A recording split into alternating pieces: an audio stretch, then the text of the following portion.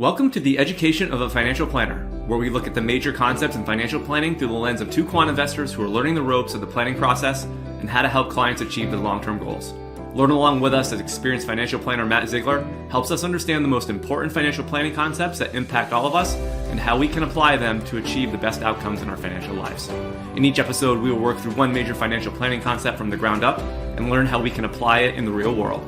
From retirement to college savings to taxes to estate planning, we will cover a wide range of topics that apply to each of our everyday lives. We hope you will join us in our learning journey. Justin Carbonneau and Jack Forehand are principals at Validity Capital Management. Matt Ziegler is managing director at Sunpoint Investments.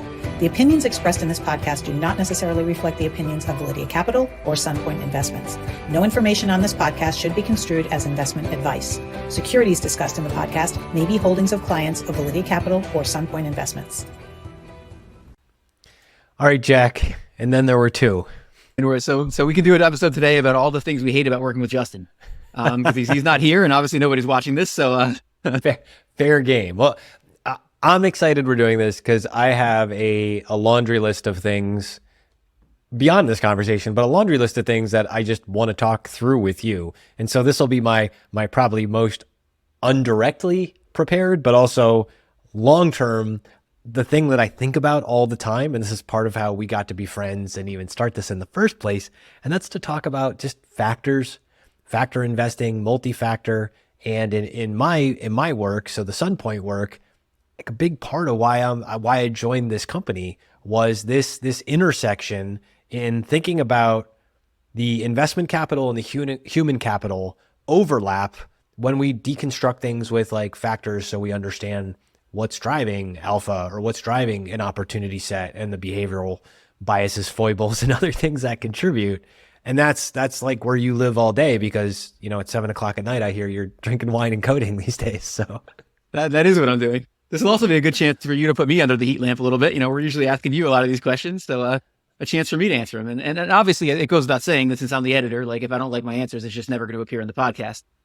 So I would expect nothing less. Got to make myself look good, right? I mean, that's the number one goal here, but I am looking forward to that. Well, good. The excess returns editorial department reigns supreme. Of just me. Yeah, exactly. Yeah. You rule with an iron fist. So let's start just like high level, and I'm not going to put you on the spot with like the P's, but let's just start with definitionally, when you say what a factor is, like what's your, I'm newbie client, and I say, hey, I know nothing, but I hear about this factor thing, and that is pretty cool. Like, what do you say a factor is? Yeah, I mean, like I can do the P's a little bit. I mean, it's something that should produce like an excess return over time. And, you know, I could do a little bit of the P's because I think those are a good way to explain it. Like persistent being, it must be something that works over a long period of time. You know, you can't look at it over 5 years or 10 years or whatever and say, oh, you know, I've got a factor here. You know, you really want to see it work over a long period of time. And you also want to see it work across different market cycles. You know, you don't want to just see it work in a certain type of market. We've had a growth dominated market for a long time here. You might see some factors work in that type of market that wouldn't work in another market. So it's important that you see all kinds of different markets when you do it. So that's persistent. Pervasive is, you know, you just want to see it work across different things. So you want to see it work across different asset classes. You know, if it works in stocks, but it doesn't work anywhere else, that could be a problem. You want to see it work across different geographies. So if it works really well in the United States, but as soon as I take it to any other country, it doesn't work, well, then that's a problem. So we're just trying to find something that's kind of broad across a lot of different things that works really well, you know, no matter how you look at it. And, you know, that doesn't mean it's going to work forever. It doesn't mean it's going to work all the time. It just means that we're trying to like find some consistency across that. And, you know, some of the other quick ones are, you know, it should work no matter how you define it. So, or at least over a broad set of definitions. So for instance, if I'm a value investor and I use the PE ratio, but as soon as I start using anything other than the PE ratio, it stops working. Well, that's obviously problematic because that means I can define value in a lot of different ways with earnings or sales or book or a bunch of different things. And if only one of them works, then, you know, that's probably not a great factor. And the other thing, and this is sort of up for debate for the shorter term guys, but for the longer term guys, we want it to be intuitive. So we want it to make some sort of sense. Like I can't just say some random thing about, you know, whatever's going on in some random place, like has to do with stock returns and have no reason to believe that actually impacts stock returns. Like I want to have a reason to think it's going to work in the future. Now, some of the short-term guys, like the Renaissance guys, actually like the opposite of that because they believe if something makes sense, what's going to happen is more and more people are going to start following the thing that makes sense. and it's going to stop working. So a lot of the short-term guys actually like when they find something in the data that works over the short term, but there's no reason. They can't explain it. They actually like that and they actually lean into that. But that's for like long-term factor investors, we don't do that. Kind of fun too, because the people that lean into the things that don't make sense, by definition, confound the people who are focusing on the things that do make sense. Right. But I mean, you can't argue. I mean, those guys, it obviously has worked very well for them. So you certainly can't argue with the approach. The idea of it as like a durable opportunity, and I think the reason I'm so drawn to it in this intersection between the investment capital side and the human capital side, and through the lens of like behavioral finance, because it's like these things exist for this reason. For something to be a durable opportunity, it also has to be, I hesitate to call it a durable mistake, but there's like a durable inefficiency that the factor is trying to exploit. Do you think of it in terms of like the whole efficiency market thing and like as inefficiencies, or how do you frame that in your mind? Yeah, well, I mean, I think that there's one of the things I think it was Rob Arnott said when he was on our podcast is you want to like, you want to know who's on the other side of your trade, and you want to know why they're giving you a return. Like in terms of it being durable, like an example of that is, and this is not totally related to factors, but like in certain markets where people have to hedge their risk, that can be an opportunity on someone on the other side, because those people are essentially purchasing insurance. So if you want to sell that insurance, you probably will get a return over time. And so with factors, it's a little bit different. I mean, we typically look at it in two different ways. One is you're either going to get a return because it's riskier. So you expect in markets, and this doesn't always work that way, but with certain risks that are compensated risks, you expect if I take that risk, I get a better return. So that's one reason, and the efficient market guys like Fama, Eugene Fama type guys will say basically, that's it. That is really the reason you get the returns from factors. But other people will say, and this is something I believe, that there's typically a mispricing. So the easiest one to explain is the value one. And so you effectively say, like, forgetting about factor terms, if you think about like value companies, something's going wrong there typically. For a stock to be cheap, something's going wrong. And typically people don't want to hold that kind of stuff. Everybody's selling it. They're like, this is a disaster. This is never going to turn around. Just sell it. And so as systematically people over and over keep doing that, you can argue a mispricing develops. People overestimate how bad things are. And across a basket of value stocks, if I buy them, I can benefit from that over time as that mispricing gets corrected. That doesn't mean every one of them, a lot of the mispricings are justified. Some of them are more than justified, but across a basket of them, we're sort of betting that we can benefit from, buying these stocks where that mispricing exists. I'm pretty sure it's a Wes Gray thing, but it's just always been etched into my brain since I heard him say it first, which was people value momentum, both of them. It's people overreact to bad news and they underreact to the good news. So the idea is on the value factor, like I'm buying the overreaction to bad news at some point on the way down, but I'm betting on the behavioral overreaction to whatever that story is. And then on the recovery side, they're underreacting to the good news. So as stuff gets just less bad, and it's that idea, and I think we talked about this on another podcast before, where it's like it's a viable strategy. Like you don't, like momentum's kind of like you're going from like okay to good to great. Like that's your sliding scale. Like value investing, deep value investing, you could just be investing in the part of the curve that goes from terrible to like modestly awful. Like you don't even have to get all the way to good. You just need less bad on the value side. That's right. And I know you're a big reader of Mobison, and that gets back to the idea of expectations in investing, is that you always have to think about what is the price of something? What are the expectations that are embedded in that price? And how do I think things might be different than those expectations? Because obviously expensive stocks are expensive for a reason. Cheap stocks are cheap for a reason for the most part. So you want to understand those expectations are already embedded in there. And how do I think reality could be different than those expectations? How do you think, so let's just I want to go down this rabbit hole just a little bit further with you because it's interesting. Whether it's in the systematic models or whatever else. So we're identifying systematic mispricings based on some type of like misbehavior or behavior that might go counter to some rational logic. So somebody is, I'm going to dump this thing because it's gone down too much. It's a momentum investor selling and a value investor buying in this perfect little cartoon world we're living in. On the flip side of that, like when you're building like value strategies, do you guys have stuff where you're thinking about, this is how we measure? It went from awful to modestly bad, and now that's all the value premium we want to ebb out of that? Or I guess I'm knocking at the door, a multi-factor approach, like how pure to the factor? Because yeah, value is kind of like, again, go from terrible to just modestly bad. This is really important. And this gets at that blend. When you speak about value specifically, this gets at the blend between value and quality, which is, and you've got people on both sides of this argument. Greenblatt's magic formula is a great example of this. Greenblatt's magic formula has two criteria. One is a value, we don't have to get into exactly what they were, but one is a value criteria. Is the company cheap? The other is a quality criteria. Is the company of high quality? And so our friend Tobias Carlisle looked at that. And basically what he did is he said, all right, here's the return to the overall magic formula. But what if I carve out just the value?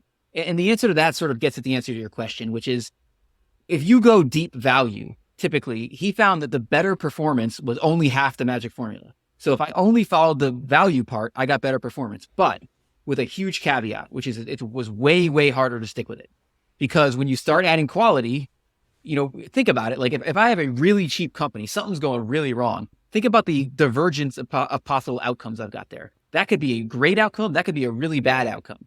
This probably gets back to your awful, your AAA framework, but you have a range of outcomes. As you start going up the quality scale, I get a better company.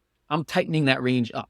So I may not get as much of a return. I'm not taking as much of a risk with it, but but I get a much smoother ride in terms of trying to get there. And so that's the way I think about value and quality is, there's no right answer. There's great guys who, Buffett is an example of somebody who's used value and quality their whole career. There's great guys that are deep value guys, but it's really a personal thing. It's really what you can stick with and what you believe in. Highlighter on that point. It's a personal thing and what you can stick with. And I think this is the root of my fascination for basically my entire career in finance over factor investing, and Greenblatt's magic formula was one of the first thing that I was like, I just totally intuitively get this. I'm wired to think this way. I'm wired to think counter trend and think value, but I'm also not dumb in the sense that like quality makes sense to me. And then because I assume other people are flawed in other ways or wired in different ways, momentum makes a lot of sense.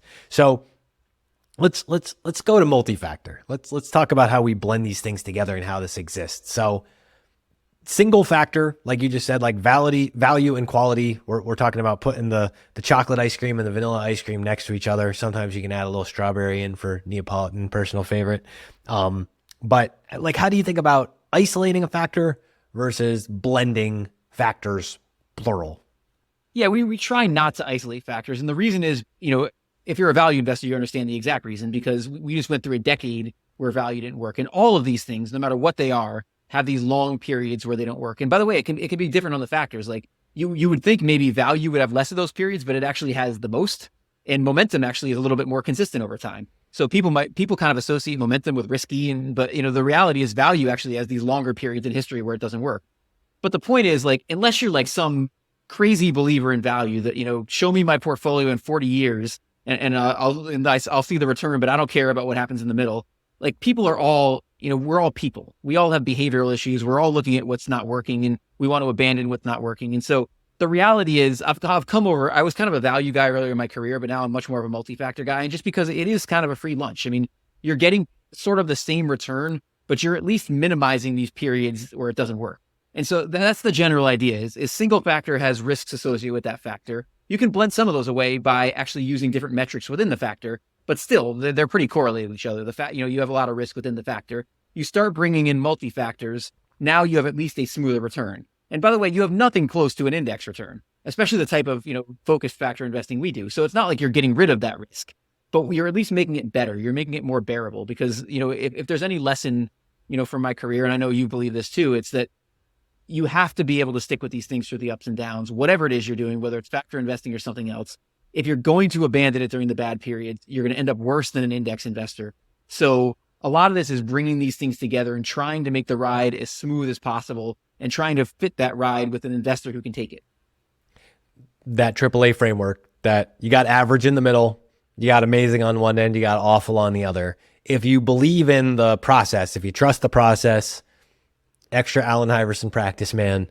Like, if you just trust in what you're doing, you got to get through some awful if you're going to get awesome on the other side, but you got to make sure what you're doing is sound. And I think that's probably why we're both drawn to these systematic strategies. It makes it somehow palatable to, even though it's never comfortable, to sit through some of those difficult periods. Look at where we are in 2023 and the stuff that's absolutely ripping. Even if you have exposure, like, wouldn't we all love to be have been overweight the NASDAQ or exclusively in those 7 stocks since, January 1st, right?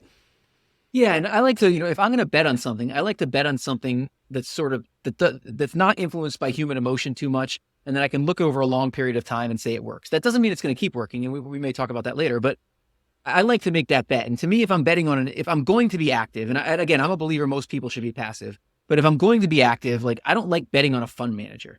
There's just too many. I mean, obviously the overall track record of fund managers is bad, but there's also too much risk that they're going to change something. I know myself.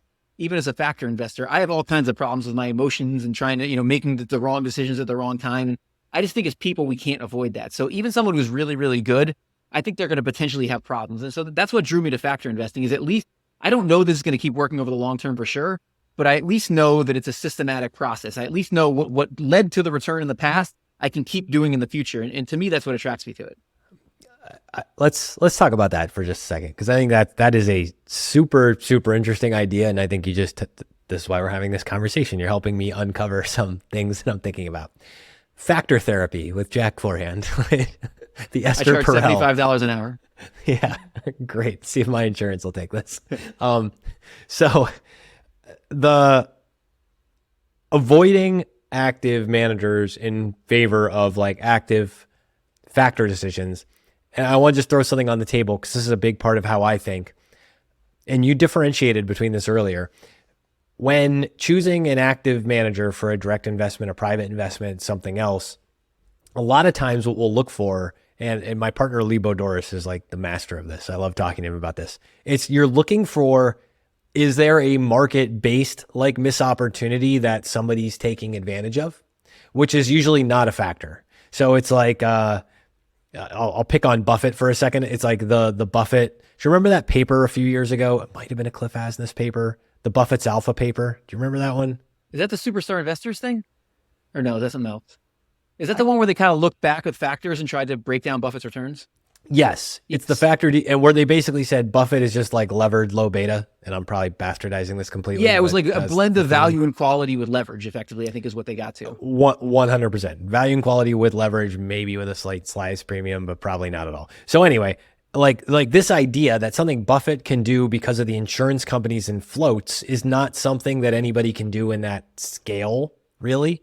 Like maybe you could buy like a levered value quality fund and like reproduce Buffett results going forward, maybe not. But it was an interesting way to like look back and see that decomposition. And I think a lot, and we see it more in like private markets than we do in public markets, probably for the last 20 years, like post tech bubble, and then the boom of private equity and everything. But it's, if you're not going to be passive and you're going to choose to be active, it kind of seems like you could have factor biases, or you better find something that's structural in markets to seize an opportunity. Just, do you have any thought on that? Yeah, well, also that gets to the idea of systematic and quant are two different things. And to your point on active managers, Great. I mean, please define this. Yeah, well, like active manager, a person can be systematic. Like an active manager can be exploiting a certain thing. They can keep exploiting that certain thing, but that certain thing doesn't have to be quantitative. And so if I was looking for active managers, I would look at the exact same thing you're doing, which is, do they have a systematic process they're following to the best of their ability? That does not have to be quantitative. It's the guys that are out there, picking the random stocks and don't have, any process. Those are the guys that typically break down. Or if they have a process that doesn't necessarily make sense or isn't exploiting anything that's going to continue over time, like those are the guys that typically break down. The guys that have a systematic process that exploits something that they should be able to continue to exploit going forward. And that could be anything. I mean, that could be other people's behavior. It can be that they're more patient than everybody else and they're going to wait it out no matter what. I mean, that's something that they can exploit. So if they're exploiting something like that, I mean, I think that's great. And those are the types of active managers I would look for. Yeah, that's really interesting. And again, I think I'm increasingly amazed by it in like our family office and like endowment and institution type work, where looking at like private markets, and there's just stuff that it's just not a big enough. It's like the thing, if it's not a big enough opportunity for like Walmart to solve it, or like somebody to solve it at a really huge scale, sometimes there's just a size of an opportunity that doesn't deserve to be, these are just businesses at the end of the day, right? Yeah, the less people that are competing, and I think Mobison's work has shown this too, like the less people that are competing, those are the places you want to be. And, when you get into private markets, I mean, obviously that there's challenges in private markets, and private markets are expensive right now, but obviously like my edge on NVIDIA is going to be very different than the edge I can get like in a private market.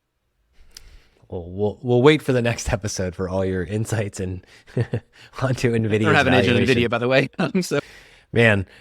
So another question. So single factor is going to look way different than the market. Multi-factor, you're getting close. How do you close the gap in your mind between, like if you theoretically had all the factors, you would just have the market again. So how do you think like about getting up close enough to still have the diversification of multi-factor, but not have just become the market? yeah, this is kind of a sliding scale. And we talked about this with Mathieu Pellerine when we had, you joined us on Excess Returns for that interview. When they looked at using factors in retirement, they got very close to the market. Like they didn't get very far on the focus side. They got very close to the market because they were worried about, blowing up retirement. If things go wrong with the factor. So it's really in the eye of every person, but the way you looked at it is a good way to look at it, which is I can kind of get all the way to the market if I just like apply all of this, or I could be incredibly focused. And again, it comes back to whoever's doing it. And so what we do is we try to fit that to the investor. I mean, the types of investors that invest with us are looking for focused strategies. So we're not going to be running the stuff that gets very, very close to the market. But obviously, the more factors you blend, you get more into that diversified thing. And the more stocks you add, you get also more into the diversified area. And there's really no answer to that. But also there's a trade-off there in theory with the premiums. So, we should be able to generate better long-term returns with a more focused approach to the factor, but it's going to be much harder to stick with for most people. And so they won't realize those returns. As we get close to the market, we're not going to generate as much of a premium. We might be able to generate a slight premium, but it's going to be way, way easier to stick with. So in general, it's like the more factors you use, the more diversified it is, the easier it is to stick with. The more stocks you use, the easier it is to stick with. And you also can do things like, I'm not a fan of market cap weighting, but obviously if you incorporate some degree of market cap weighting, you look more like the market. Or if you start with market cap weighting and then as opposed to equal weighting, and then you adjust with the factors, you look more like the market. So there's a lot of things you can do, and there's no really right answer. Like I think a portfolio that looks a lot like the market but has tilts towards the factors can be really good. You can get a slight premium over time. It's easy to stick with. I mean, that can be great for most people. So another, not to keep invoking research papers, but probably the one that I think, or one of the papers that impacted me the most was that Value and Momentum Everywhere paper that Asness and I think it was Asness and AQR did back this is not long after the financial crisis, if not maybe before. And it had to do with like how you can track value and momentum across stocks. And I think they did currencies and types of fixed income and everything else. And it was really, really eye-opening. And I bring that up because I want to invoke this idea of how do you think about combining factors? And I always kind of think of like value and momentum. They're good diversifying factors traditionally because they tend to zig when the other zags a little bit and you can rebalance between the two and whatever. And maybe they're my chocolate ice cream and peanut butter ice cream, like blended together. Whereas like value and quality are kind of just like chocolate and vanilla. Like they're work, but they're maybe not as exciting as chocolate and peanut butter in some ways. How do you think about the mixing and matching of what factors you combine and why?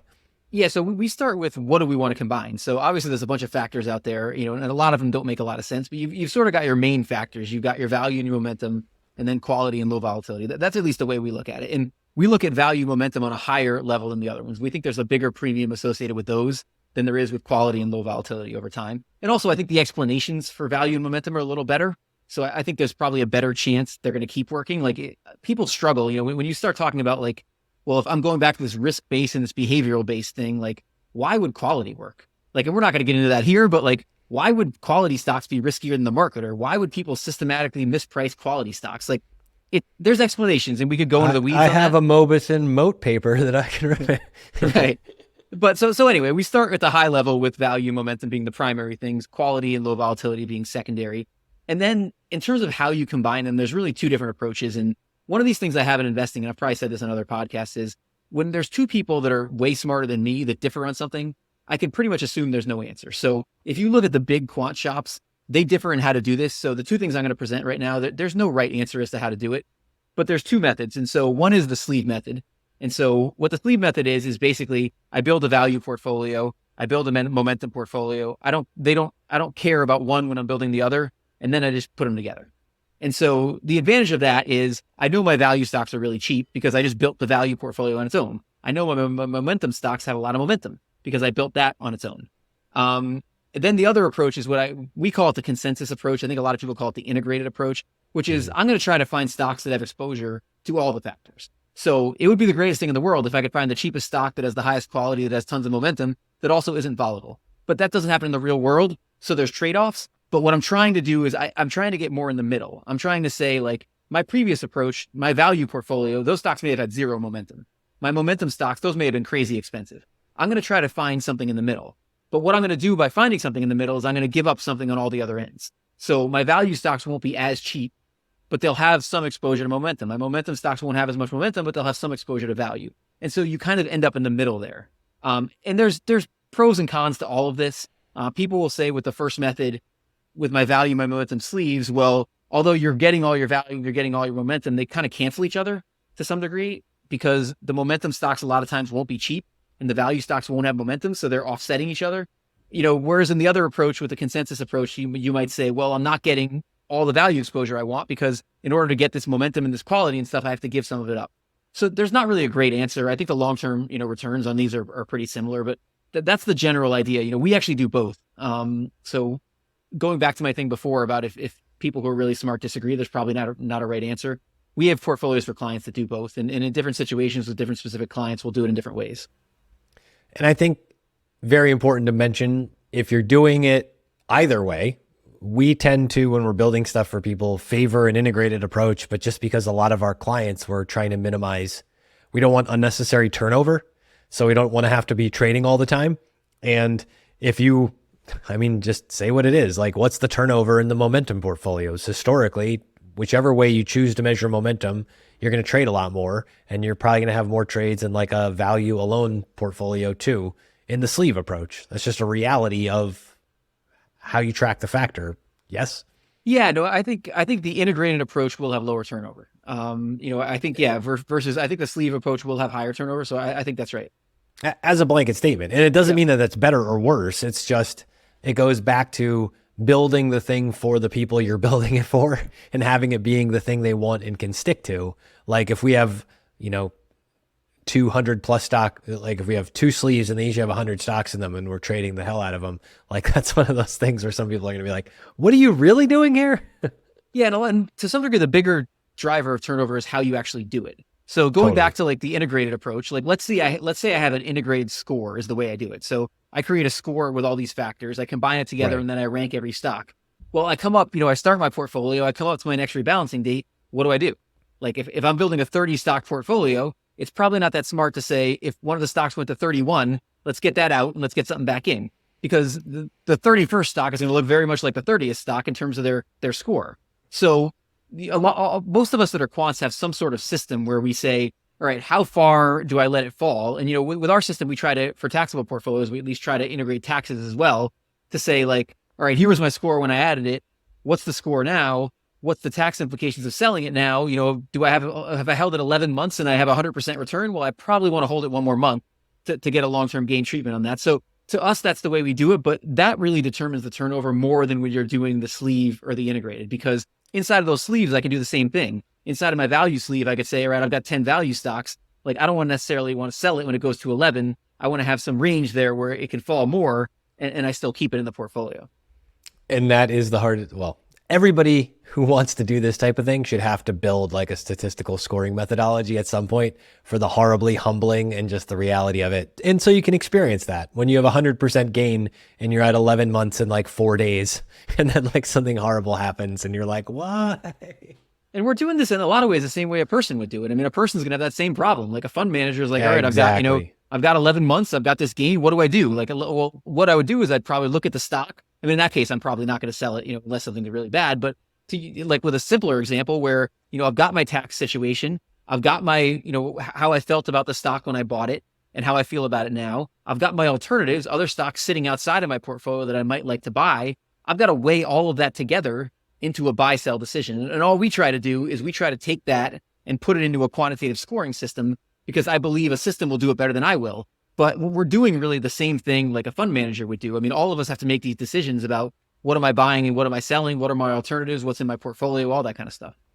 I think that piece of it, and this is a huge part of our due diligence process when we're vetting managers or strategies or whatever it may be, whether you're a private manager, a public manager, or you're a passive index fund.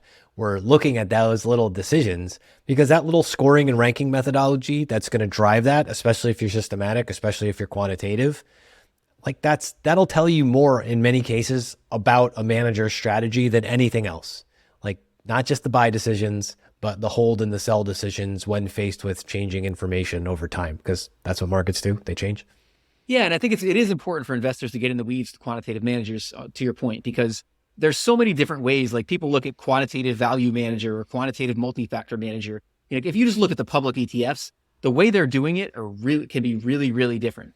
And so not that there's a right way or a wrong way all the time, but just understanding what they're doing and how they're doing it. And, you know, some of this you can't get, some of it you can. If you're speaking to a specific manager, you can, but just understanding the process that they're going through. How are they building their portfolio? How are they making their buy sell decisions? How are they constructing it? What factors are they using?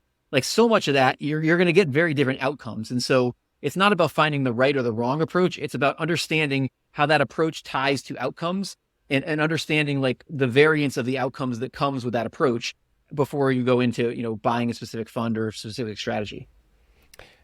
And it comes in layers. I have to, without naming the fund, it was one of those things that I've thought about, but then you're in a room with somebody smarter than you, in this case, Lee Bodoris again. And we're talking to this manager and he starts untangling like the decision-making layers at each of those things. Cause parts are quantitative, part was statistical scoring. And another part, there was like a decision process. And he's like, well, what's that decision process?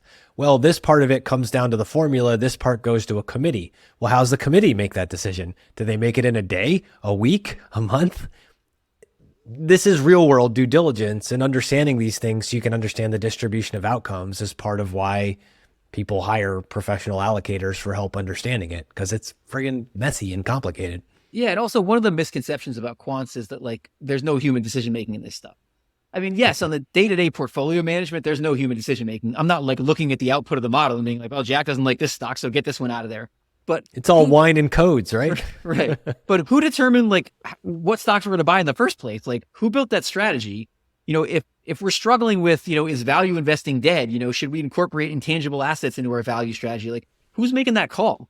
Like the manager is making that call. So it's you can't say that like all the problems of human beings are removed in quant strategies, because we still have to make decisions about what goes into the strategy, whether it gets changed, you know, all of that stuff. I mean, we're not sitting there overriding like the stocks that go in or out, but we're still making decisions all the time. And like, it's important. And I'm sure it's important to know the human behind that strategy and make sure that's someone who's going to make the right decision.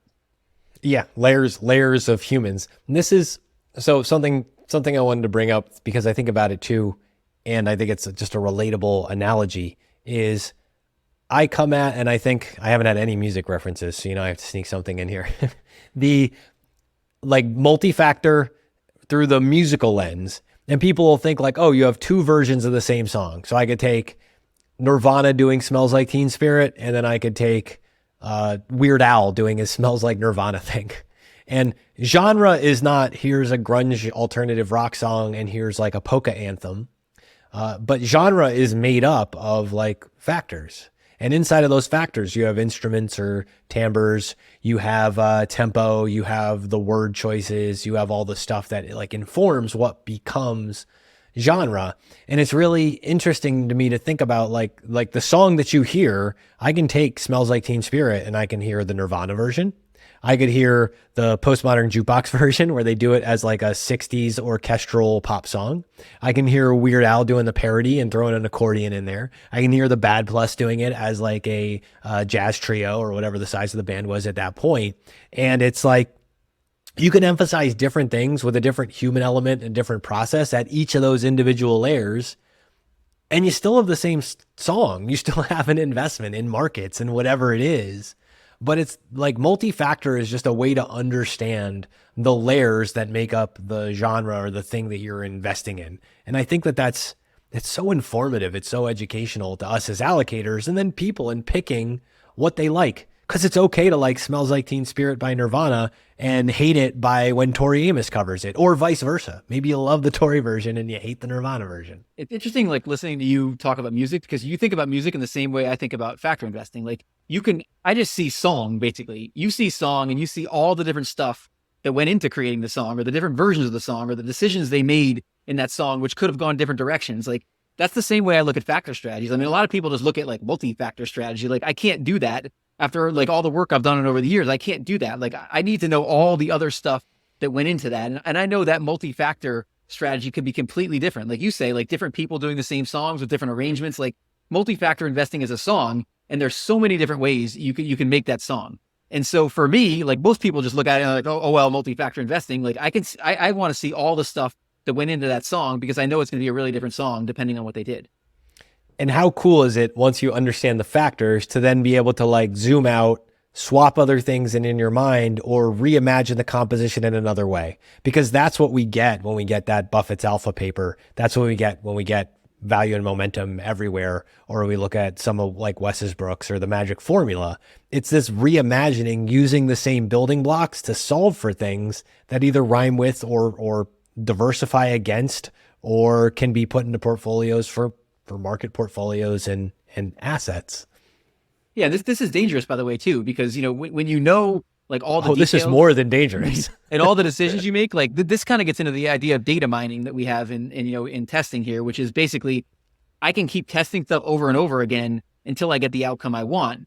But ultimately that strategy is not likely to work because it probably doesn't make sense. And I'm probably just continuing to test random factors until I find what works. So it can be really dangerous to know like all of these things, or to be focused on all of these different decisions, because you have to kind of zoom out at times and say, all right, the overall song is what I'm trying to create here. I want to create the best song possible. Sometimes like you could end up with this jumbled up song where you made 30 decisions that all seemed right on the surface, but they did end up being a very good song when you put them together. I can have the amazing Nirvana cover, but then in just like thinking about this before we recorded today, I'm just like, oh, like thinking through these Smells Like Teen Spirit covers, and there's 1,000. You like go to YouTube, punch in Smells Like Teen Spirit cover, and all of a sudden you're going to see all these people. And I promise you, there are a bunch of dreadful, like horrible, we really tried to like almost recreate Nirvana, but put our little twist on it, and like it sucks. And that's the thing too. You can have a bad value strategy, or you can have a closet indexing strategy that puts value in the title, or momentum in the title, or quality in the title.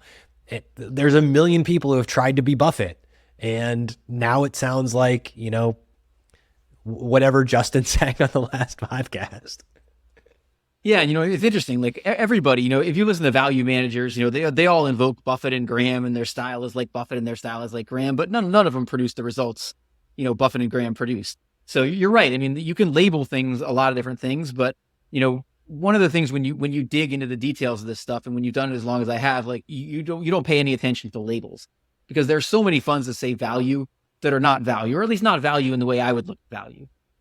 People like to use certain terms and certain names because they know it attracts a certain audience, but that doesn't, it's all about the details behind that. You know, just thinking about the term value, you know, value could be value with quality. Value could be 20 stocks with a really focused guy. Value could be, I take the S&P 500 and I slightly tweak the weightings, you know, with value. I mean, value could be something that's not even value at all. Like somebody just calls it value, but when you look at their holdings, you're like, none of this stuff's even cheap. You know, and as Michael Mauboussin always says, you know, value is basically buying something for less than it's worth, period. And it may not be that in the quant world, but like that's what it is in reality. So, but people might associate that, like you might call a value fund where you're just trying to buy stuff for less than you think it's worth, with a value fund that's buying ultra cheap stocks. And those are two different things. So yeah, that's a great example. Like the terms can mean so many different things depending on how people are using them. I invoke Schitt's Creek. I believe the quote is, I like the wine, not the label. That was a great show, by the way. I just got into that recently. It's a very good show. It's very funny. I think my fiance and I have watched that at least twice all the way through, if not 3 times. It's so good.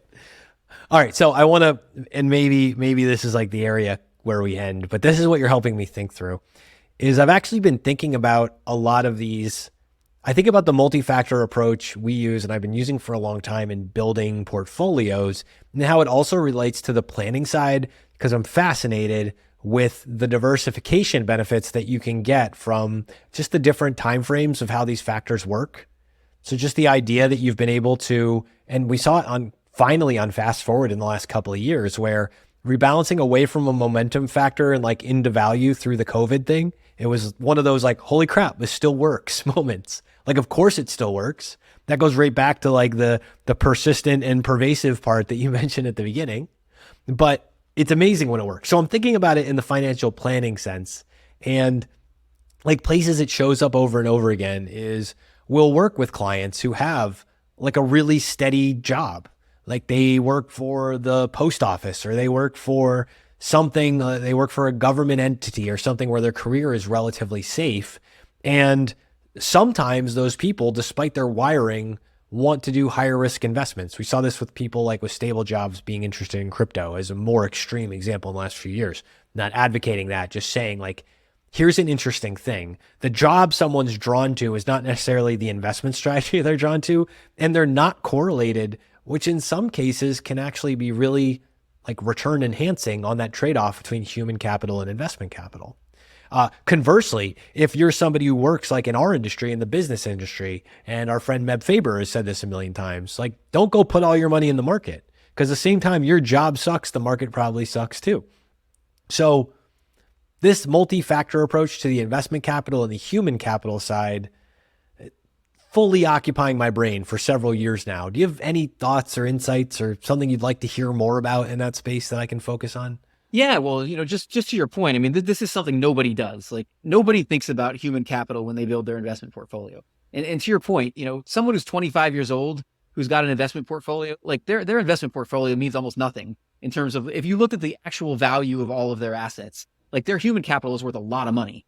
Especially somebody who's going to go on and have a very successful career. Like you take the present value of whatever they're going to make over their life, like that's everything. And so right. I like what you were talking about in terms of the idea of, even in building factor approaches, you want to think about like, what is this person's human capital? Is it very stable? And, to your point, like somebody who has a very stable human capital, it's like a bond, they can take more risk in their investment portfolio. Now their mentality may not be right for that. So you still may not be able to do it, but in a pure theory, from a pure theory standpoint, you can do that. Or somebody, if we're building a factor portfolio for someone who works like in the high tech industry, we may want to use a factor like value. We may want to use something that is very different than what they're seeing in their human capital. So if they're getting a bad outcome in their human capital, we get another 2,000 or something. Well, in 2,000, you got a really good outcome in the value, factor. So I think that does make sense. It does make sense to look at what people are doing, or, if they're concentrated in a certain sector, well, even, you can do things like that where let's underweight that sector in their portfolio because they've got a lot of risk in that sector. And, your point on investment managers is really interesting because it's this dichotomy that, so for me as a factor investor, like let's say I run a factor investing strategy and I invest in value. What I should do as an investment manager, and what I do is you should invest along with your clients. You want to put your skin in the game with your clients. But from looking at myself from like building my portfolio standpoint, I should do the exact opposite of that. I should do the opposite of what I do for my clients, because I'm making a personal bet with my business on whatever my investment approach is. And so if that goes down, in the tank or whatever, you're tying everything to that. If you also invest in the same stocks. Now, all of us do it anyway, and it's really important to, invest along with your clients. But it's interesting. We talked about this with Adam Butler too. Like he does the same thing I do, which is he's got his money, like a lot of his money invested in their own strategies.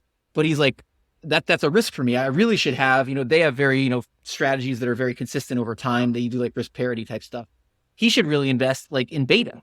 He should invest a ton of money in the stock market, because if he's wrong and, stocks and bonds have great returns over the past decade, well, then his business is not going to do as well. So it's like this balance you have to strike. Most people, I think, should probably invest along with their clients. But if I were to come to you as a financial planner and I were to say, Matt, you don't care about my clients, you're my financial planner, you're going to say to me, don't do that. Don't invest in the same stuff you invest your clients in. Invest in something that's uncorrelated with what you invest your clients in. Because again, looking at the human capital and the investment capital and bringing them together.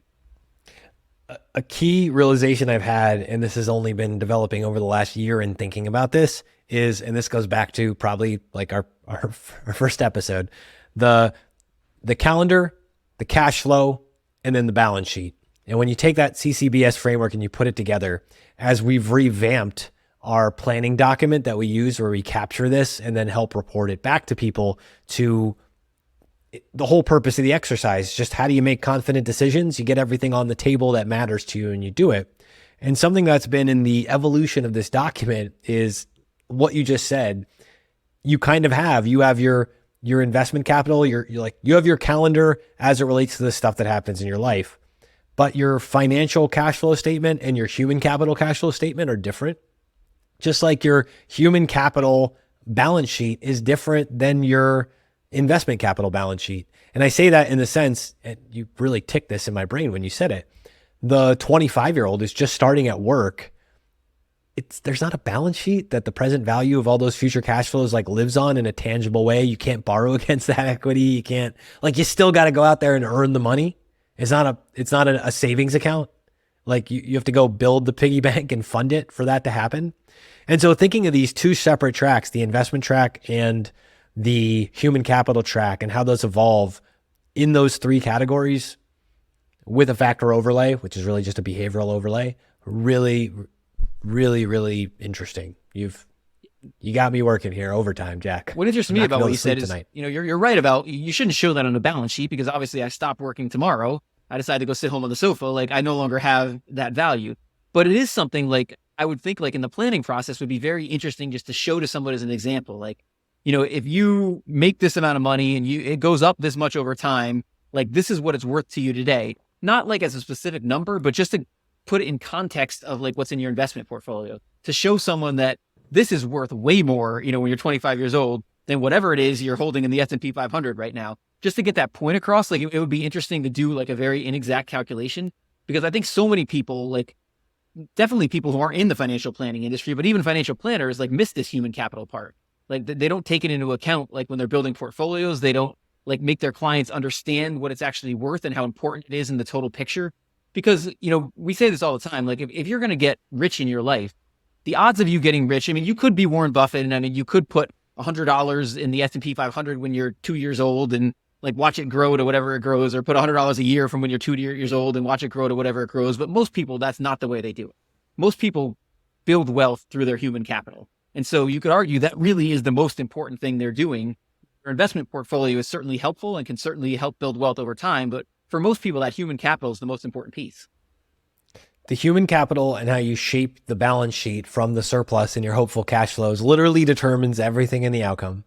And the financial planning industry, I think, does a reasonable job of helping people understand this. Once people get to retirement age, I know we do exceptional work around people as they get closer to that, and they do the consideration call today with people where it's just you don't have to work 5 more years. If you're just going to work 2 more years, it's a push on if this is going to make any difference in your lifetime consumption.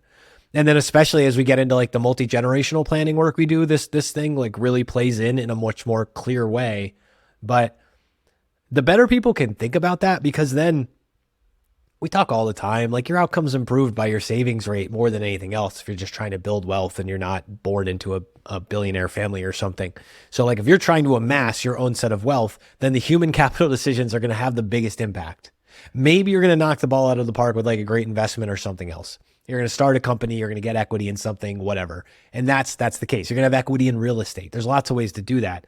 But that conversion of the human capital and how you pay attention to which things you're leaning into and why, I think, cherry on top of this conversation, that's where multi-factor comes in. If you can start to decompose what these returns in your investment capital and your human capital are made up of, then you can lean into the things that you are already hardwired to do and earn alpha on top of what you're already hardwired to do. It's just being a better version of yourself. It's a multi-factor, the ultimate life hack.